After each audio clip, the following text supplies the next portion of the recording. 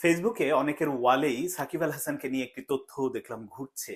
অনেকেই বলছে বা শেয়ার করছে যে সাকিব আল হাসান যুক্তরাষ্ট্রের নাগরিকত্বের জন্য আবেদন করেছেন এবং তিনি যুক্তরাষ্ট্র জাতীয় ক্রিকেট দলের হয়েই খেলতে চান, এরকম একটি সিদ্ধান্ত নিয়েছেন। কিন্তু তথ্যটি আসলে যেহেতু সাকিব মুখ ফুটে এখন পর্যন্ত কিছু বলেনি বা তার কাছের যারা আছে তাদের কাছ থেকে তথ্যটা নিশ্চিত হওয়া যায়নি, তাই এই বিষয়ে আসলে মন্তব্য করাটা মুশকিল তিনি আসলে এরকম সিদ্ধান্ত নিয়েছেন কিনা। কিন্তু আমি অন্য একটি বিষয়ে কথা বলতে চাই যে সাকিব চাইলেই কি আসলে যুক্তরাষ্ট্র জাতীয় ক্রিকেট দলের হয়ে খেলতে পারবেন কিনা, একটু ওই বিষয়টা জানা দরকার বা একটু বোঝা দরকার। সেটা হচ্ছে যে তিনি পাসপোর্টের জন্য আবেদন করতেই পারেন। তার স্ত্রী ওখানকার নাগরিক, তার বাচ্চারা ওখানকার নাগরিক। তিনি মানে ওই ক্রাইটেরিয়া ফুলফিল করে পাসপোর্টের জন্য আবেদন করতেই পারেন, তিনি ওখানকার নাগরিকত্ব নিতেই পারেন। এটা তার ব্যক্তিগত ইচ্ছা। এতদিন কেন নেননি, হয়তো অন্য একটা কারণ, তিনি পলিটিক্সের সাথে ইনভলভ হতে চেয়েছেন।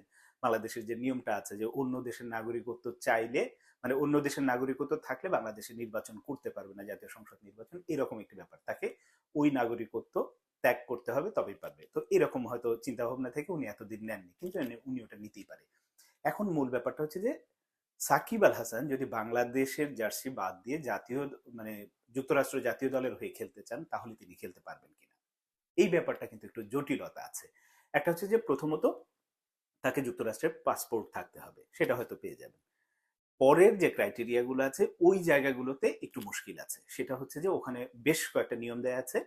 তার মধ্যে একটা আছে, কোনো সংশ্লিষ্ট খেলোয়াড়কে কেউ যদি ইচ্ছা পোষণ করে যুক্তরাষ্ট্র জাতীয় দলে হয়ে খেলার জন্য, তাহলে ওই খেলোয়াড়কে যুক্তরাষ্ট্রে 4 বছর, এবং 4 বছরের মধ্যে প্রতি বছর ন্যূনতম 183 দিন করে অবশ্যই থাকতে হবে। 183 দিন মানে 6 মাসের ওপরে।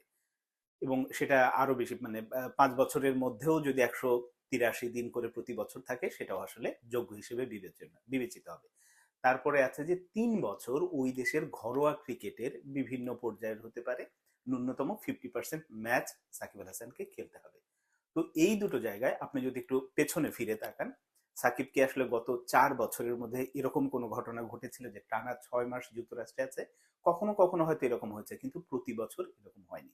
কিন্তু আমরা যদি ওই ক্রাইটেরিয়াটা বিবেচনা নিই, যে সাকিব আল হাসান ধরলাম যে এই আন্দোলনের মাস থেকেই, গত বছর জুলাই আগস্ট থেকেই যদি ধরি, প্রথম বছরের হয়তো ক্রাইটেরিয়া তিনি ফুলফিল করেছেন। এর পর আরো 3 বছর তাকে এই ক্রাইটেরিয়া ফুলফিল করতে হবে। তার মানে 26, 27, 28, 2028 সালে গিয়ে তিনি এই ক্রাইটেরিয়া ফুলফিল করলে আসলে বিবেচিত হবেন।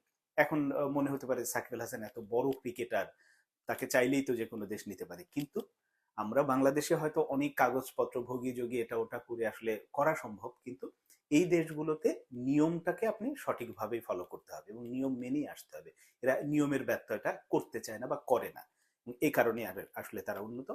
তো সাকিব আল হাসানকে এই ক্রাইটেরিয়া গুলো ফুলফিল করে সেই 2027 বা 28 সাল পর্যন্ত যদি অপেক্ষা করতে হয়, এবং সাকিব আল হাসানের বয়স তখন কি দাঁড়াবে, তার বোলিং শুধরে তিনি আবার আসলে খেলায় ফিরতে চান কিনা, এই অনেক কিছু যদি কিন্তু ব্যাপার আছে।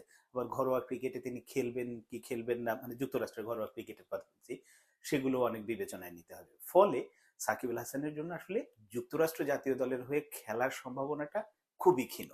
আবার তিনি চান কিনা, ওই যে শুরুতেই যেটা বলেছি, তিনি চান কিনা তিনি কিন্তু মুখ ফুটে বলেননি। আরো একটা ব্যাপার যে বাংলাদেশ মানে বিসিবি থেকে এক ধরনের অনাপত্তি পত্র লাগবে যে হ্যাঁ তিনি খেলতে পারেন। সবকিছু মিলেই বিষয়টা আমরা যত স্বাভাবিকভাবে দেখছি তত স্বাভাবিক না। তিনি পাসপোর্ট নিতেই পারেন, পাসপোর্ট চাইতেই পারেন, কিন্তু যুক্তরাষ্ট্র জাতীয় দলের হয়ে খেলবেন এই ব্যাপারটা কিন্তু বেশ কঠিন। আর একটা ব্যাপার যে তিনি নাগরিকত্বও নেবেন কিনা, এখানে কিন্তু একটা বড় প্রশ্ন আছে। কারণ তিনি অলরেডি সংসদ সদস্য নির্বাচিত হয়েছিলেন এবং সেখানে বিতর্ক আছে, অনেক কিছুই আছে।